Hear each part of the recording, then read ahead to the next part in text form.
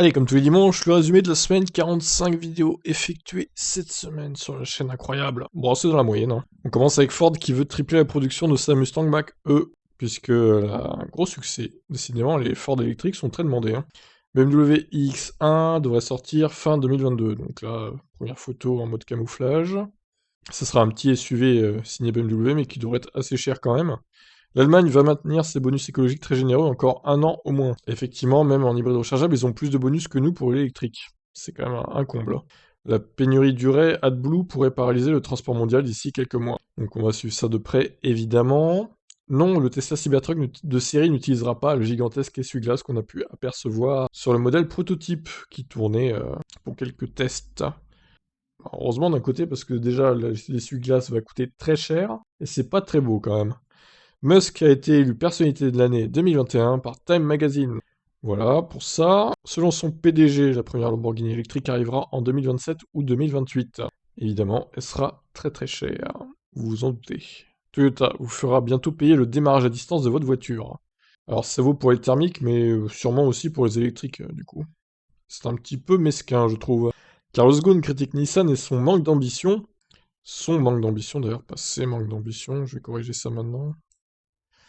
Dans l'électrique, du coup. Donc Carlos qui défonce son ancienne marque. Magnifique.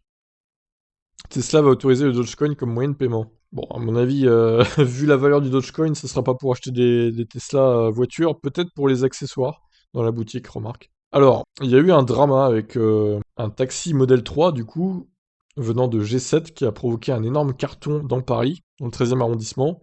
Un mort à déplorer, 20 blessés, dont 5 graves. Donc j'ai fait pas mal de news sur le sujet.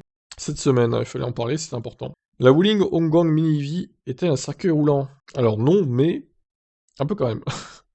BMW iX M60, la voiture pourrait changer de couleur par un simple bouton. Va falloir m'expliquer comment ils font ça parce que c'est incroyable. On n'a pas d'infos sur la technologie pour l'instant. C'est intriguant en tout cas. Toyota lancera jusqu'à 30 modèles totalement électriques d'ici 2030. Et on va voir les modèles plus tard, les concepts du moins. Donc comme je disais, hein, 3 blessés graves, 20 blessés et un mort pour le carnage du taxi Model 3. Jean-Baptiste Djebari n'est pas inquiet pour l'image de Tesla, donc a priori ça viendrait plus du conducteur plutôt que de la voiture, hein. L'enquête devra le déterminer. Il confie le volant à son chien après avoir activé le pilotage automatique sur son Model X. Super, le début de la semaine, clairement. La Dacia Spring désignée meilleure voiture à acheter en Europe en 2022 par Autobest. Bon, ça, je vous laisse conclure si c'est mérité ou pas. Les Volkswagen ID3 et ID4 se chargeront bientôt plus vite grâce à une mise à jour à distance. On parle de 170 kW en pic, ce qui est pas mal quand même. Elon Musk prétend qu'aucun autre PDG au monde n'est aussi concerné que lui par la sécurité. Bon, je vous laisse commenter.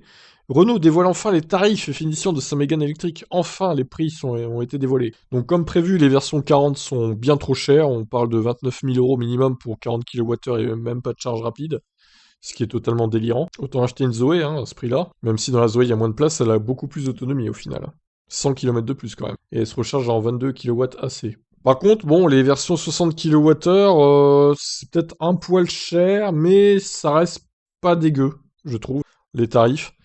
Sachant qu'en plus, Renault peut faire des remises, contrairement à d'autres constructeurs, comme Tesla par exemple, qui ne fait aucune remise. Donc, bon, à vérifier, à surveiller, hein, les tarifs des 60 kWh qui me paraissent plutôt corrects, même si c'est pas très abordable, c'est sûr. Ils auraient pu faire mieux, mais bon, avec les remises, ça peut peut-être le faire.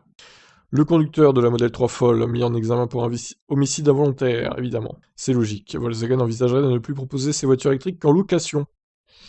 Je pense que c'est une erreur s'ils font ça.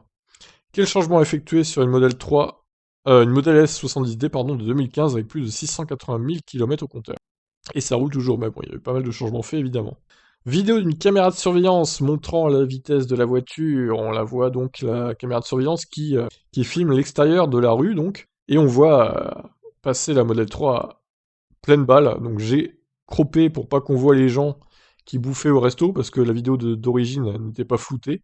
On voit tous les gens manger à table, qui réagissent d'ailleurs. Oh mais il est fou celui-là. Oh là là, un accident incroyable. En même temps, on aurait fait pareil à leur place, je pense. Je vous laisse aller voir ça donc. Les annonces Le Bon Coin, j'ai trouvé un Kona électrique à 20 300 € pour 64 kWh. Je suis un peu étonné, pour être honnête. Surtout vu qu'il a pas beaucoup de kilomètres. attention à ce genre d'annonces qui paraissent peut-être un peu trop belles pour être vraies. Les 16 concepts électriques qu'a présenté Toyota, voilà en image. Je fais le tour dans la vidéo évidemment. Malus au poids, bonus écologique Z des feux, les changements qui arrivent 1er janvier 2022. Donc c'est les malus au poids pour les véhicules thermiques de plus d'une tonne 8. C'est acté, ça arrivera en 2022. NIO, XPeng, Lynk & Co débarquent dans le pool CO2 de Volkswagen. De quoi s'assurer pour Volkswagen de remplir les objectifs CO2. Moi j'ai un peu de mal avec ce concept de pool CO2 quand même, c'est un peu abusé. C'est trop facile je trouve. Ceux qui sont chez Tesla, ils sont assurés quasiment de remplir les objectifs CO2 alors qu'ils vendent quasiment pas de VE quoi. C'est un peu dégueulasse. En pleine polémique, Tesla chez Taxi G7, le gouvernement veut des quotas de VE chez les taxis et VTC. Voilà pour ça. Arrival, une voiture électrique conçue pour les chauffeurs Uber. Fait penser à la Sonotion un peu cette voiture, hein. Pas très belle, hein. Mais bon, très pratique pour le coup. Alors la mauvaise nouvelle de la semaine, c'est les prix des superchargeurs Tesla qui sont encore en hausse, en France notamment. Ça passe à 40 centimes minimum, hein. Et ça varie selon les stations comme d'habitude.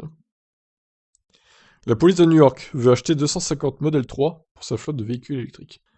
Pas de ristourne hein, pour les flics new-yorkais. Rivian va investir 5 milliards de dollars dans une nouvelle usine. La bourse n'a pas trop apprécié la blague. Le chargeur domestique Tesla de 3ème génération arrive officiellement en France au prix de 599 €. Ce qui est pas hyper cher, contrairement à d'autres wallbox qui peuvent être vendus ailleurs. Voilà pour ça. Ça peut recharger pas que les Tesla hein, d'ailleurs, hein, les autres voitures aussi. Donc les chiffres de vente de novembre sont tombés. C'est la meilleure part de marché hein, de l'année, hein, clairement, regardez. 13,46%. Vous voyez quand même qu'on a triplé la part de marché par rapport à janvier, c'est pas mal. Hein. Janvier qui était assez catastrophique, hein, pour le coup. Donc j'ai même mis 2019 aussi, j'ai ajouté 2019. J'ajouterai peut-être la prochaine fois 2018 et 2017, même si ce sera des scores dégueulasses, au même titre que 2019. On verra ça. Bon, ensuite, Audi va ouvrir son premier hub de recharge rapide haut de gamme le 23 décembre. Franchement, ça présente pas mal du tout. Bon, dommage, évidemment, c'est réservé au modèle Audi. Je suis même pas sûr que les modèles Volkswagen puissent s'y charger, mais bon, à confirmer. Mercedes communique sur le prix de sa AMG EQS 53, donc la version performance de la Mercedes classe S électrique. EQS, ça pique un peu. Arrache AFX. Bon, ça, c'est un délire, hein. 3200 chevaux, évidemment. À quoi ça sert, je ne sais pas. Rivian débute les livraisons de son SUV électrique, le R1S. Bon, c'est des livraisons au compte-gouttes, hein, comme la production d'ailleurs. Pas de quoi sauter au plafond. Lightyear prépare la Two qui arriverait en 2025 pour 30 000 € seulement. On rappelle que la One coûte 150 000. Bon, je sais pas comment ils vont arriver à cette performance, mais pourquoi pas. Des chercheurs travaillent sur un panneau solaire produisant de l'hydrogène en grande quantité. Alors la news m'a paru trop belle pour être vraie, et ils m'ont dit dans les commentaires que c'était le cas au final, parce que c'est bien beau de produire des litres d'hydrogène, mais c'est pas de l'hydrogène qu'on pourra mettre dans les voitures directement. Donc il va falloir d'autres étapes. Donc au final, c'est un feu de paille, quoi, je pense. Peugeot, présence 100% électrique, un délire de designer. Bon, c'est sympathique, après ça ne verra certainement jamais le jour. NIO T5, une nouvelle concurrente à la Model 3 en plus gros.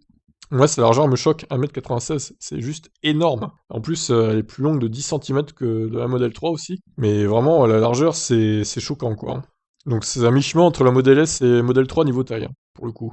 Et enfin, la dernière news de la semaine, suite au succès du Ford F-150 électrique, la marque Ford stoppe les précommandes parce que sinon ils pourront tout simplement pas répondre à la demande. Donc voilà, pour cette semaine, vous avez mes autres chaînes, hein, pour vous abonner, Type F1, Type Stories, comme d'habitude. Je vous invite à le faire si ça vous intéresse. Bye bye, à demain.